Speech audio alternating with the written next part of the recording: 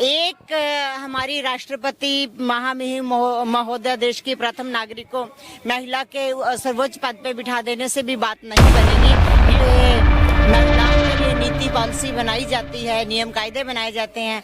अगर आज़ादी का अमृत महोत्सव 75वें साल में हम मना रहे हैं तो उस 75 साल में कम से कम आधी आबादी तो होती। आज भी सर्वोच्च सदन में मात्र 14% महिलाओं की भागीदारी है। तो आज़ादी का अमृत महोत्सव या अमृत काल तब हो सकता है जब आधी आबादी बराबर की हिस्सेदारी में हो। नमस्कार, मैं हूँ हिमांशु और आप देख रहे हैं इस वक्त अलका टुडे न्यूज। इस वक्त हम देश की राजधानी दिल्ली के जंतर मंतर पर मौजूद हैं। ये वो जगह है जहां से तमाम वे आवाजें उठती हैं, जो आवाजें संसद तक जाती हैं और उसके बाद मंत्रियों के कानों तक वो आवाज जाती है। आज जो मांग यहाँ पर उठ रही है, ये मांग एक ऐसे मुद्दे को लेकर के है जो मुद्दा सालों से उठता रहा है, मगर इस मुद्दे पर अभी तक कोई सुनवाई नहीं हुई है। जंतर मंतर पर national federation of Indian women की तरफ से एक मांग उठाई गई है, जिसमें भारत के विभिन्न राज्यों से महिलाएं आई हैं। एक नहीं, दो नहीं, राजस्थान नहीं, मणिपुर नहीं, नागालैंड नहीं, कोई ऐसा राज्य नहीं है जहां से महिलाएं ना आई हो। देश की राजधानी दिल्ली के भी लोग यहाँ पर मौजूद हैं और इनकी मांग है कि भारत की संसद में 50% महिलाओं के लिए आरक्षण दिया जाए। सांसद जो पूरे देश से चुने जाते हैं उनमें 50% महिलाओं को चुना जाए। हम इन लोगों से बातचीत करते हैं और क्या कुछ ये सरकार को कहना चाहेंगे जानने की कोशिश करते हैं। नमस्कार मैम, क्या कहना चाहेंगे सरकार? चाहते हैं जो NFIW ने पहले उठाया था, उसका साथ दूसरा संगठन भी है, लेफ्ट डेमोक्रेटिक ऑर्गेनाइजेशन से पहले उठाया था महिला के लिए 33% रिजर्वेशन बिल, क्योंकि महिला देश का आबादी है, हाफ ऑफ द स्काई, हाँ देश का आधा है। इसलिए महिला का जो पॉलिटिकल एम्पावरमेंट बहुत पीछे है, तो आगे बढ़ाने के लिए पुरुष के साथ समता रक्षा करने के लिए तो ये रिजर्वेशन बिल जरूरी है।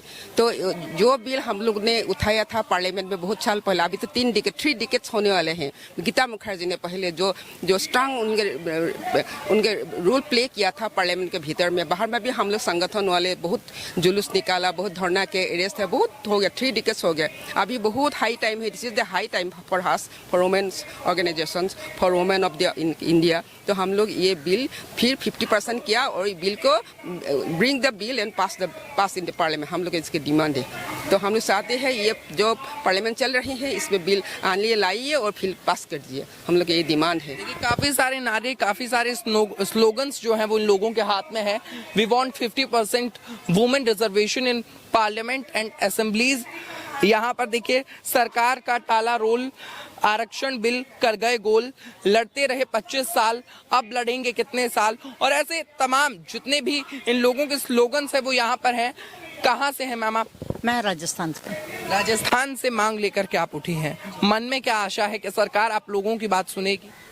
बिल्कुल सुनना चाहिए। आधी आबादी है तो आधी हिस्सेदारी भी मिलनी चाहिए पार्लियामेंट और असेंबलीज में। जब आपने लोकल बॉडीज में आरक्षण दिया है, स्थानीय निकायों के अंदर, ग्राम पंचायतों में और नगर पालिकाओं में दिया है, तो निश्चित तौर पे आपको जो उच्च सदन है जहाँ पे महिलाओं के लिए नीति पॉलिसी बनाई जाती है, नियम कायदे बनाए जाते हैं। अगर आज़ादी का अमृत महोत्सव 75वें साल में हम मना रहे हैं तो उस 75 साल में कम से कम आधी आबादी तो होती। आज भी सर्वोच्च सदन में मात्र 14% महिलाओं की भागीदारी है। तो आज़ादी का अमृत महोत्सव या अमृत काल तब हो सकता है जब आधी आबादी बराबर की हिस्सेदारी में हो, और खास तौर पे जो नियम कायदे वो बनाते हैं उसमें महिलाओं की भागीदारी सुनिश्चित हो। ये एक माँ, एक औरत से बेहतर कोई नहीं जानता कि घर का चूल्हा चौका कैसे चलाया जाना है।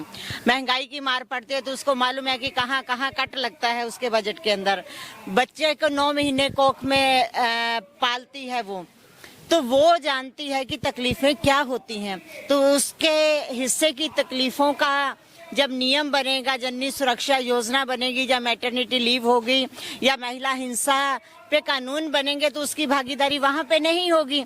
तो वो कानून कैसे होंगे, उनकी शक्ल कैसी होगी? एक तो ये बात।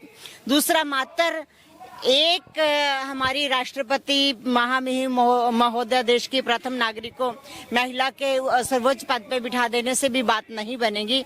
ये हर उस महिला की के लिए है जो इस देश के संविधान में भरोसा करती है, जिसको इस देश के संविधान ने चुनावों में भागीदारी का हक दिया है, वोट का अधिकार दिया है। और देश का संविधान ये कहता है कि जो भी नागरिक उस उम्र को पार कर चुका है वो चाहे पढ़ी लिखी महिला है चाहे अनपढ़ महिला है, इस देश की नागरिक है, वो हर उस चुनाव में हिस्सेदारी ले सकती है।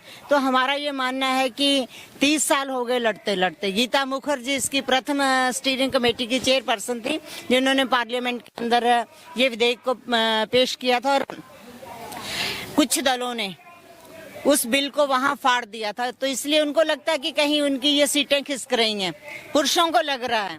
तो आप जब आपको धरने प्रदर्शन करने हैं और कार्यक्रम करने हैं, वहां आपको औरतों की भागीदारी चाहिए, क्योंकि वहां लगता है कि वो जगह कलरफुल होनी चाहिए। तो जो भाई सर्वोच्च सदन है वो कलरफुल क्यों नहीं होने चाहिए? तो वहां क्यों नहीं महिलाएं होनी चाहिए, क्यों नहीं वो दिखनी चाहिए? तो इसलिए अपनी सोच में बदलाव करना होगा। दूसरा, मात्र एक आध कोई दल है जिसने कभी विरोध किया है, अब बाकी सारे दल सहमत हैं। हर बार वो अपने चुनावी घोषणा पत्र के अंदर इस मांग का पुरजोर समर्थन करते हैं कि हमारी सरकार बनने के बाद हम महिला आरक्षण बिल पास करेंगे। ये मैं अपनी तरफ से नहीं कह रही हूँ, क्योंकि उनके चुनावी घोषणा पत्र उठा के देख सकते हैं। फिर जाने क्या हो जाता है, जब वो सरकार में आते हैं तब वादा भूल जाते हैं। देखिए, यहाँ पर बीजेपी के बारे में लिखा गया है कि वादा करके भूल जाना बीजेपी का खेल पुराना। तो आखिर क्यों आप लोगों को ऐसा लगता है कि बीजेपी जो है वो कहीं ना कहीं आप लोगों की सुनवाई नहीं कर रही? ये सुनना ही नहीं है, पहले भी बोला था, अभी तो भी नहीं सुनाना ही है चाहती थी, वो सुनाना चाहती ही नहीं, इसलिए तो रुक दी। आज तक तो वो लोग लड़की लोगों के लिए मैंने तो पता है, वो लोगों ने बेटी पढ़ाओ और बेटी बचाओ बोला है, उसका स्कीम तो दिया है। हम लोगों को स्कीम तो अच्छी तरह से नहीं चल पाई, क्योंकि वो महिला लोगों को कैसे इस स्कीम में शामिल नहीं हुआ ना, इसलिए। क्योंकि महिला नहीं होती तो पैसे कैसे आएगा? महिला ने सब कुछ सब संभालता है, और पति का उसका अत्याचार और ससुर से लोगों का अत्याचार, समाज का अत्याचार, सभी अत्याचार लोगों को लड़की लोगों से आता है। हमारी महिला ने संसद में आती हो तो हमारी थोड़ा मदद कर सकती है ना, वो लोगों से हमारी समाधान, हमारी परिस्थिति सबको मालूम पड़ेगा ना, शेयर कर सकते। तक आप लोग इस तरीके से धरने पर बैठने वाले हैं? 1 दिन से 9 तारीख तक बैठना है हम लोगों को। कहाँ से हैं आप? जयपुर, राजस्थान से। राजस्थान से चल के आई हैं? जी। उम्मीद है कि सरकार आप लोगों की बात इस बार सुनेगी? बिल्कुल उम्मीद है, हम उम्मीद लेके आए हैं और उम्मीद बिल्कुल है कि करना चाहिए सरकार को 50% आरक्षण महिलाओं को। देश की जो राष्ट्रपति हैं वो द्रौपदी मुर्मू जी बनी हैं, महिला राष्ट्रपति हैं। देश में ऐसे कई मुख्यमंत्री हैं जो महिला हैं, काफी ऐसे सांसद हैं जो काफी ऐसे मंत्री हैं, काफी ऐसे विधायक हैं जो महिलाएं हैं। उसके बाद भी क्या आपको लगता है कि कहीं कोई गुंजाइश बची है कि महिलाएं सशक्तिकरण की जो बात की जाती है कहीं वो पीछे है? बिल्कुल सर, जो बातें की जाती है वो कागजी होती है, उनको प्रदर्शित किया जाना चाहिए। महिलाओं को आरक्षण दो, 50% जो महिलाएं आरक्षण मांग रही, क्योंकि हर जगह अगर महिला जाएगी, आप हर जगह महिला को तो बिठाना चाहते हैं लेकिन आरक्षण नहीं देना चाहते हैं। तो कानूनी तरीके से, क्योंकि महिला अगर महिला जो है वो भी बराबर का अधिकार रखती है, तो उनको आरक्षण मिलना चाहिए। ठीक है, अंत में क्या कहना चाहेंगी सरकार को? सरकार को हम यही कहना चाहेंगे कि जब महिला सब बराबर में अधिकार रखती है और आप सब जगह महिलाओं को तो लाना चाहते हैं लेकिन पार्लियामेंट में लाना नहीं चाहते हैं, तो उनको आरक्षण आपको देना ही पड़ेगा, और हम तब तक लड़ेंगे जब तक आप नहीं देंगे तब तक। देखिए, जिस तरीके से महिलाओं की जो मांग है, महिलाएं जिस तरीके से तमाम राज्यों से, एक बार मेरे कैमरा पर्सन अगर कैमरा घुमाकर दिखाएं तो तमाम राज्यों से महिलाएं यहाँ पर आई हैं और महिलाओं के लिए भारत की संसद में 50% भागीदारी, 50% जो रिजर्वेशन है उसकी बात ये महिलाएं कर रही हैं। महिलाओं की बात कहां तक सुनी जाती है, ये बड़ा सवाल है। आप लोगों की क्या राय है नीचे कमेंट सेक्शन में जरूर बताएं। चैनल को सब्सक्राइब करें और देखते रहें अलका टुडे न्यूज़।